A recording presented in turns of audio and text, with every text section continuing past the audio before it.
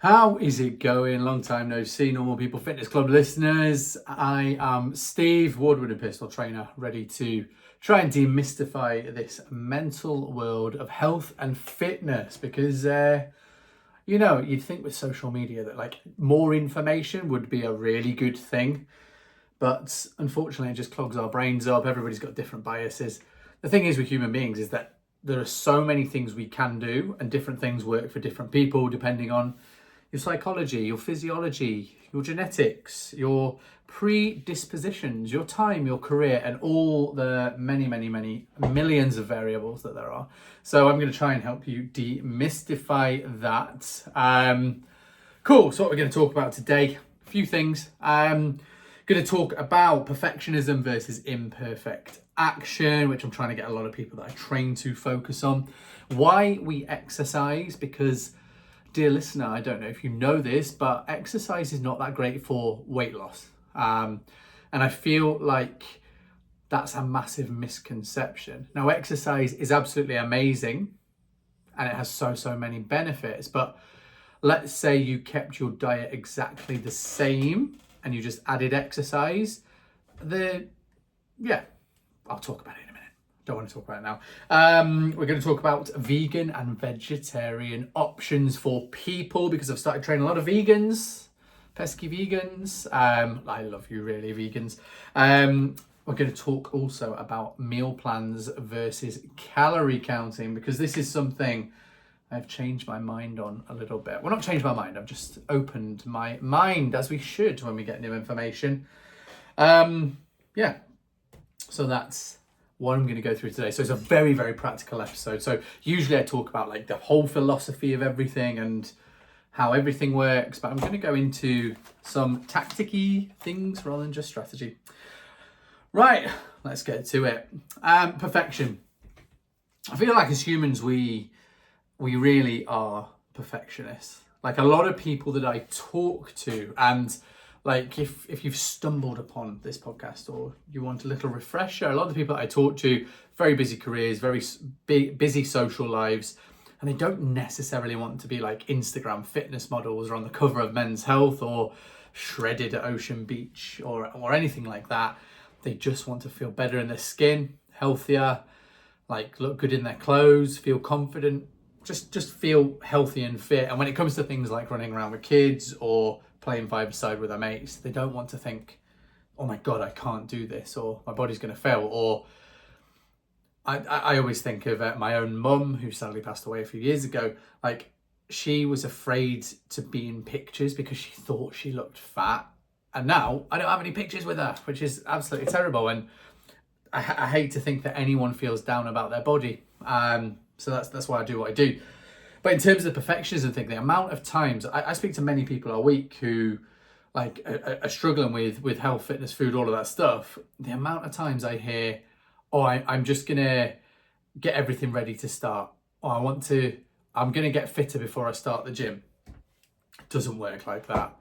The only thing that does is it gives you this massive insurmountable like to-do list that you have to complete before you even take any action. And the antidote to this, because all that leads to is overwhelm, and all it leads to is, oh my God, how can I do this? It's imperfect action.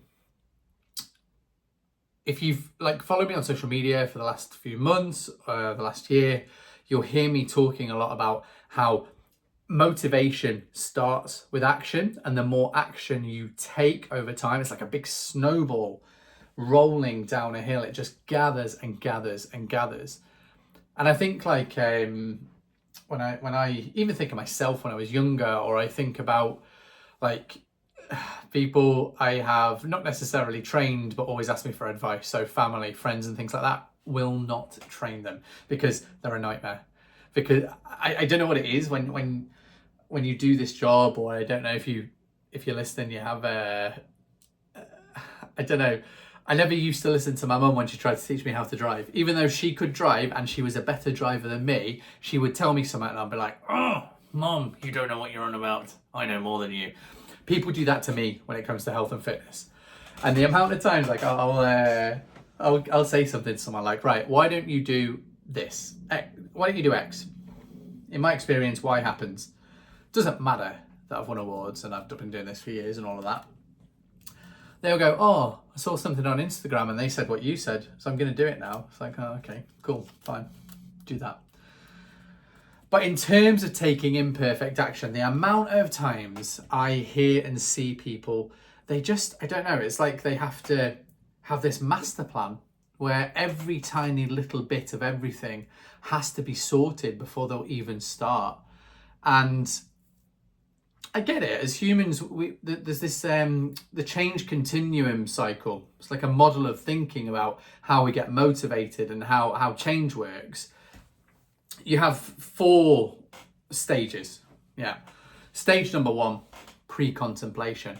This is the stage before you're even thinking about making any sort of changes. You're in pre-contemplation. So in terms of like let's call it starting a fitness regime, not even thinking about it. Do you know what I mean? Eating what you want, not really doing much, not feeling any pain, and it isn't even in your mind. You just aren't even aware that you want to change. It's called pre-contemplation. Then the next stage is called contemplation. And contemplation is where you're starting to think, oh, I've seen that advert on Instagram a few times recently. Oh, starting to take notice of like healthier foods. Oh, I'm starting to engage in conversations at work where people are losing weight. Potentially you're just starting to look at your body a little bit differently, where you're thinking, oh, I'm feeling, my jumper's feeling a little bit tight. That's called contemplation, where you're thinking about what to do. The next stage after that is action. And this is where really the magic happens, because this is where potentially you have a chat with someone like me. And if you do want to have a chat with me about getting into shape, go to normalpeoplefitnessclub.com, click apply to work with me. We can have a chat. You don't have to buy anything. You'll get loads from it. I'll learn about your life, ask you loads of questions, and then we can sort of go from there about what you do. But action is where potentially you sign up for a gym, you look at gym memberships, you start to think about a shopping list, you start to think about the protocol you're going to use to get you to your goals.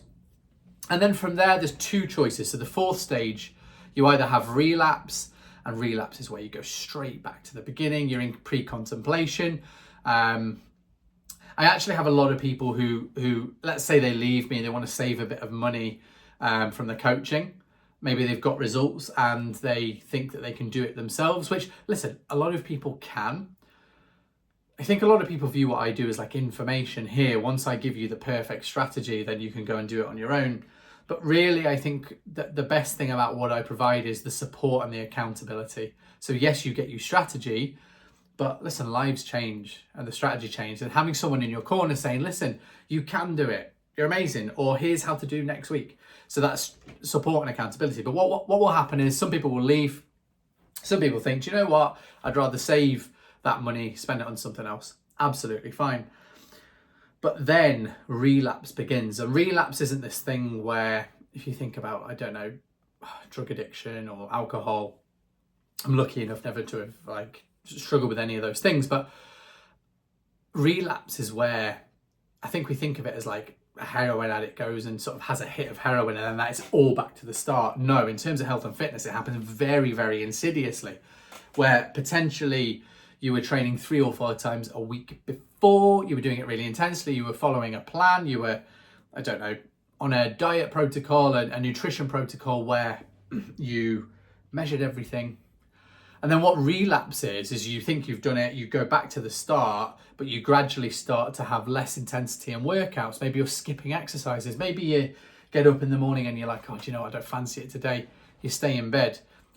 I always remember one of the people that I really respect. He's like, the way this works is you'll have chicken and salad every night when you're on a diet, but then instead of chicken and salad, you'll have steak and salad. And then that'll slowly creep in. And then suddenly you'll have, instead of steak and salad, you'll have steak and sweet potato. Then those sweet potatoes in a few weeks become chips.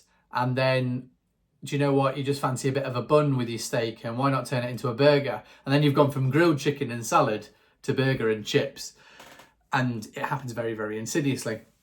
So that's what happens when we relapse. And you might not notice the difference this is how weight gain goes on. It's very insidious. Do you know what I mean? You don't just put on a stone overnight.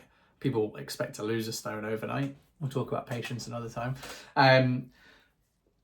But yeah, we're in like a calorie surplus of 300 to 500 per day or per week. That adds up. It adds up and up and up. I had someone leave me last year, about 18 months ago. They messaged me recently and said, listen, I've put on 4 stone in the last year and I've now got pre-diabetic symptoms where I need to manage this. And they knew exactly what to do. They trained with me for years. But it's just a case of what I do is motivation and support and accountability and just having me in your corner. So that's relapse, going back to the start.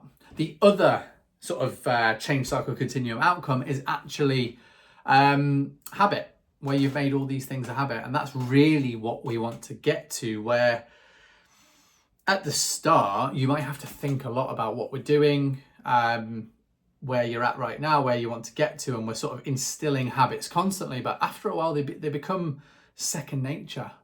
And then every now and again, you might have to sort of shake yourself and go, oh, actually, I'm putting a bit of beef on. Let's go back, check those habits again.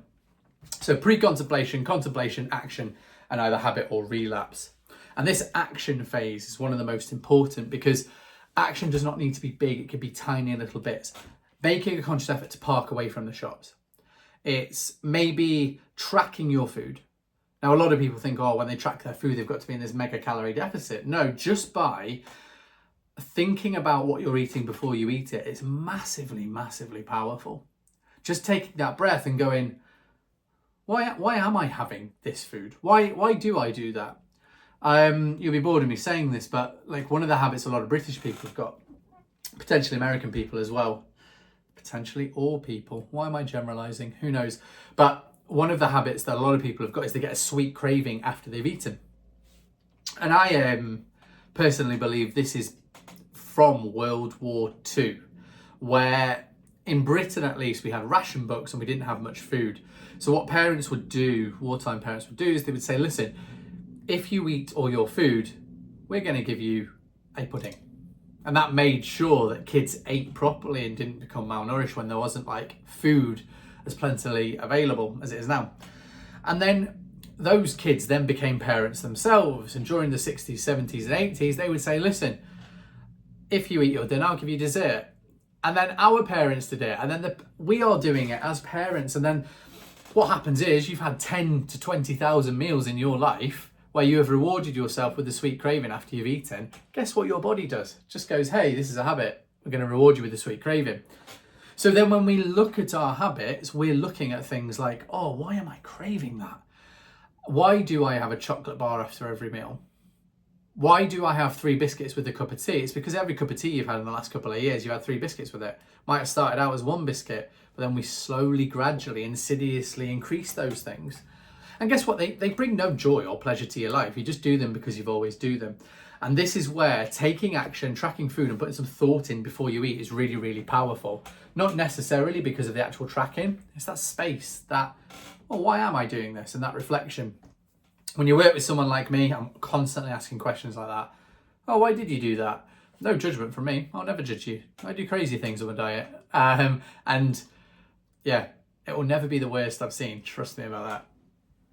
So taking imperfect action, maybe it's walking more steps, maybe it's going for a walk on your lunch, maybe it's taking the stairs instead of lifts. All these tiny little bits of action add up. And once you've done one bit of action for maybe 2 weeks, maybe we add another little bit of action. I do find though that sort of talking about this change cycle continuum theory, I often notice that when people are ready to take action, when they sign up for me, they want to take big action. And often I'll be like, do you know what? Let's change a few things right now while you're motivated, because motivation ebbs and flows, and we change them, we embed them, and then we can add things later on depending on the outcome. So imperfect action will always trump perfectionism. Please don't wait to start till you're fit or till you're perfect, because you just won't. Life doesn't work like that. You just have to do something. And if that something contributes to positive change, boom, do it. Absolutely do it. Right, I'm going to go on to something exercise wise now, I don't really talk about exercise as much. I feel like exercise is overrated for weight loss. I don't talk about this as much as I should because it's got so many benefits. Like, I believe it's part of the puzzle where we can feel healthier and fitter and stronger, and we can be injury free, and a lot of the quality of life that we have is linked to exercise. It doesn't have to be intense. Again, if you are doing zero exercise at the moment, you just doing one bit of exercise 3 times a week, go for a walk 3 times a week, you're going to see massive benefits from that in terms of your mental health, just how you respond to things. And like, God, I love exercise so much. I really do. But it's daunting. And I love the gym. I am going to make no apologies for that. Do you need the gym? No. Does the gym enhance every aspect of your life when you do it properly? Absolutely. And this is where it's things like, I mean, I'm 36 now. In 20 to 30 years' time, I'm going to be at risk of osteoarthritis, osteoporosis. I'm going to be at risk of heart attacks, lots of genetic diseases that I am more at risk for, diabetes, cancers. All of these things can be, at least the risk of them and the probability of me getting them are going to be reduced if I exercise. Not only that, a lot of people sit on chairs all day, every day. And that's when we sit on chairs, and if you're watching on YouTube right now, sort of like, and I'll try and explain it the best I can for you podcast listeners, your shoulders can become hunched. When your shoulders can become hunched, your hips are going to then sort of try and compensate for that. Once your hips compensate for that, we're putting a lot of weight through our knees, hamstrings and glutes are getting weak. That's how we get knee pain. That's how we get back pain. So in the gym, not only can we sort of rectify this through mobility, through certain exercises, but also we can work around these things. And this is where when people go running, now I do run, don't particularly like it. It's just a personal preference thing. I just don't like it, okay? Nothing wrong with it. It's really good for you. But I see a lot of people, and actually a training guy called Ian. Ian's lost 2 stone in 3 months. He has absolutely smashed it. Very proud of him. But we started exercising in the gym. Now, he has suffered with bad backs in the past. Now, not just bad backs from the point of view of like, oh, my back hurts when I pick something up, but also he's had like ruptured discs, things like that. Not only that, he's got bad knees. Started training him in the gym, started doing the diet stuff, and he became really, really motivated. And then he decided to have an unsanctioned exercise session. I'm a bit of a control freak when I train people because I kind of see some of the risks and some of the things. I like to ease people in properly and create success like a snowball, like I've been talking about. Ian went for a run. And even though Ian, when he comes to the gym, he could do a hell of a lot of exercises, the reason why I hadn't given running is because he's sort of got this sort of desk posture thing. And when you run and you haven't got the right mechanics for running because you've got some imbalances, some weaknesses, some pain, when you run and you do that, you will hurt yourself. And this is where, yes, I agree, you can exercise without a gym. I completely subscribe to that. But it may do more harm than good. And what actually happened was Ian was out and couldn't come to the gym for 10 days. And then from a mental state, he thought he had lost all of that momentum because he did that. So I see the gym as a way to get people up to a point where they can start running and run properly with biomechanics. Talking to a lady yesterday, I don't actually train her, I just saw her and I introduced myself and she said, oh, I just don't think I'll ever be able to run again because I get pain in my knees. Now, train people, rehab people with this, I actually think potentially there is a chance she could run again. I would have to work with her properly to really see that. But that's where the gym work will help that. So not only is it going to help this lady do what she wants to do and do something she finds a lot of joy from, I think the gym for a lot of people, especially older people, when I say older, I'm actually referring to people who are over 30, purely because muscle mass begins to decline at that time. So over 30, using the gym is going to enhance the activities that you can do and the confidence you have in your body. I remember being on a train and there was a group of women sitting behind me and they were petrified of going up some stairs at the train station. And they were probably mid-40s. And the reason why exercise is so important to me is because I never ever want to not be able to do that, like, and have a good time, or think, oh my God, or get these anxious feelings. I just want to be able to say yes to absolutely every possible activity you can do. So exercise, right, it's not great for losing weight. Like, if you do a workout with me, you'll probably burn between 300 and 600 calories. Do you know what I mean? It's not a crazy amount. You do that 3 times a week, you're looking between 900 and 1800 calories. Listen, you could cut your diet down to that. But what it will do, talk about the aesthetic benefits. The aesthetic benefits of exercise are, when you use resistance training in particular, so weight training, calisthenics, things like that. Swimming can be resistance training because you're sort of resisting the water. You will signal to the body, we are using these muscles. And your body's got a pretty strict use it or lose it policy. So if you are not training, so let's say you're just doing it diet only, your body will signal, we're not using these, so if we're in a calorie deficit, let's just lose that muscle, we're not using it. However, when you do some resistance training and you weight train, your body's signaling, we are using these muscles, we've got to prioritize these because we keep getting hammered. Hammered doesn't necessarily mean you have to beast yourself, it just means you're doing more than your muscles are used to. It's called progressive overload. So then when we're in a calorie deficit, your body signals, right, let's keep these muscles, we need them. But you know what? We're not taking on enough food to keep all of our tissue. What do we get rid of? Okay, we get rid of fat. We're not going to use it. And that's where you can get amazing results, where you're losing dress sizes, losing jean sizes, using exercise. Now, the weight on the scale may not go down initially because your body's like, oh my God, what's happening? We're in panic mode. And we're using these muscles, so we'll fill these muscles up with water to help them recover from what's just happened.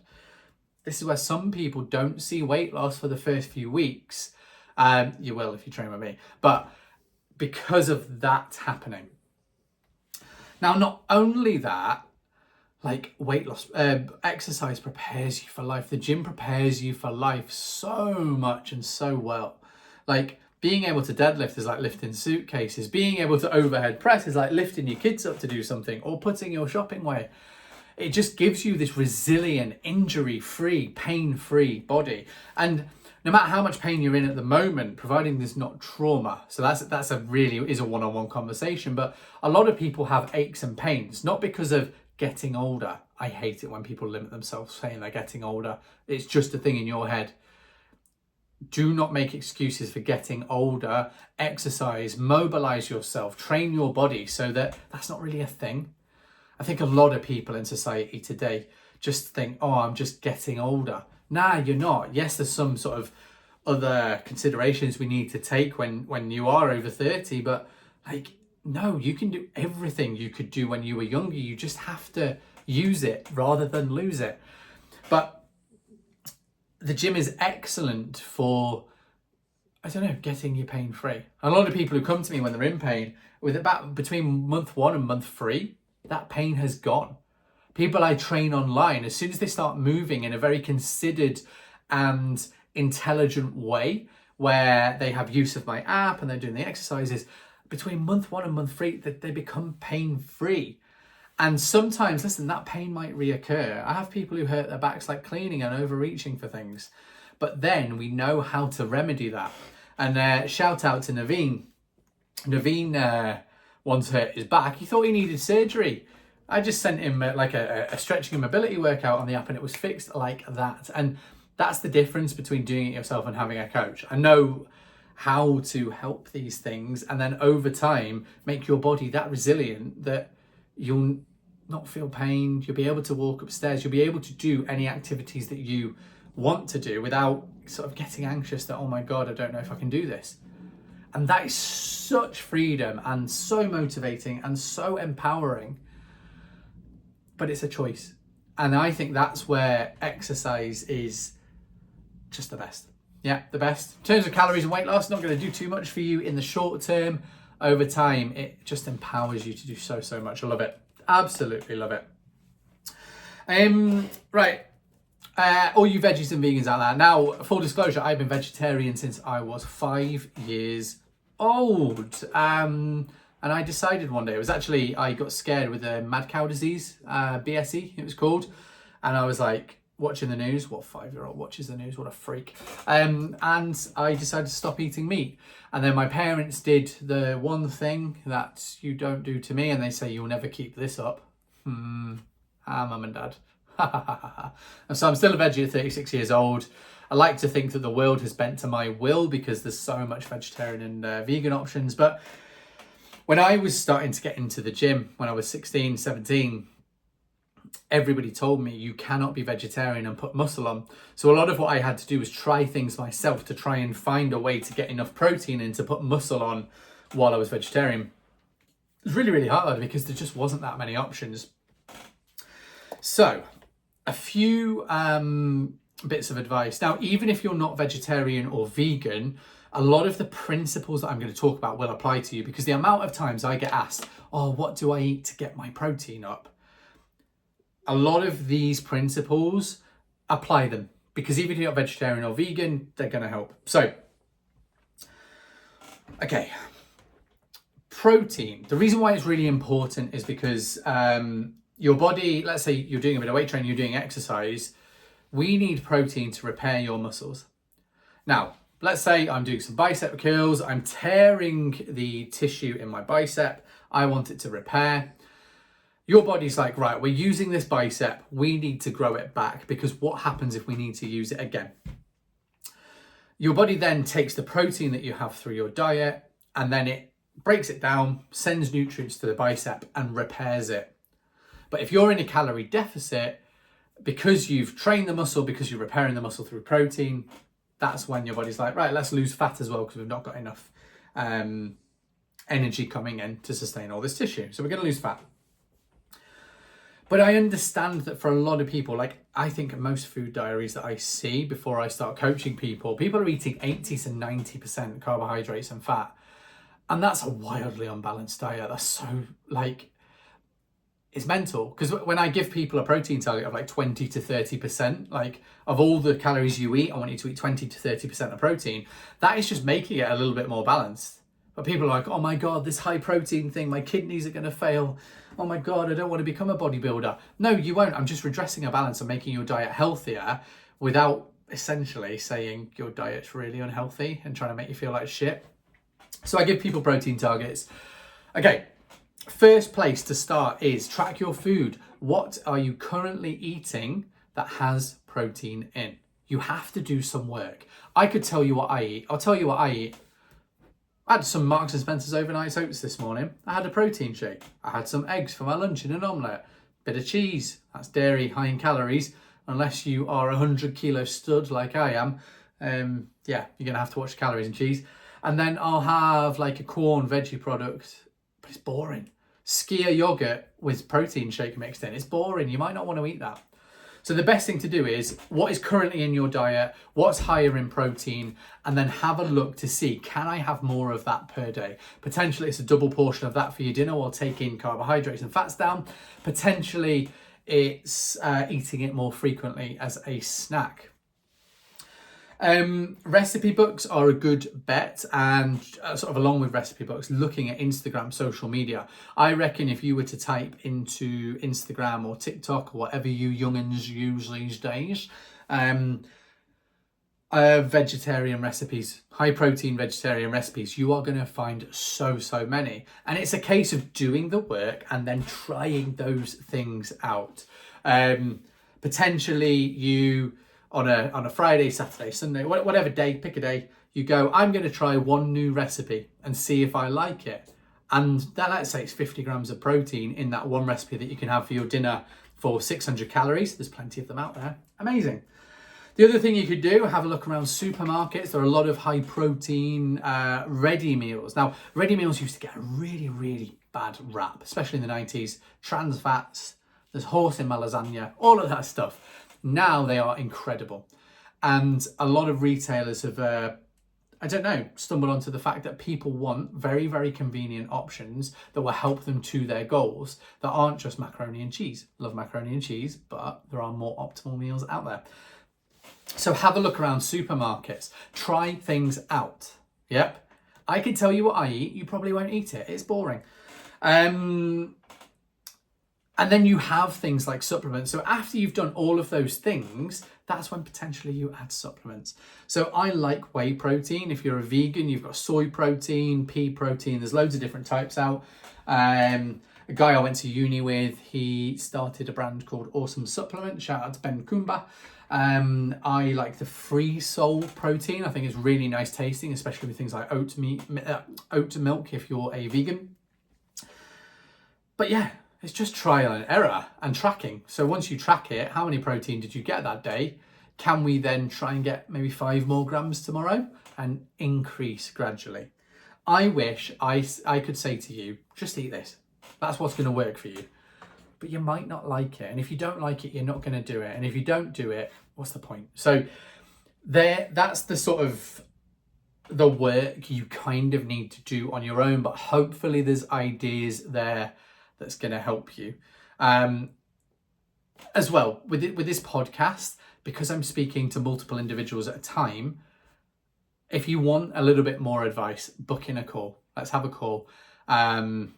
I can sort of like learn maybe a little bit about your life, how it works. Because the recipe thing, let's say you don't have a couple of hours to do this every week. You've got kids, you've got social life, you just don't want to, that's fine.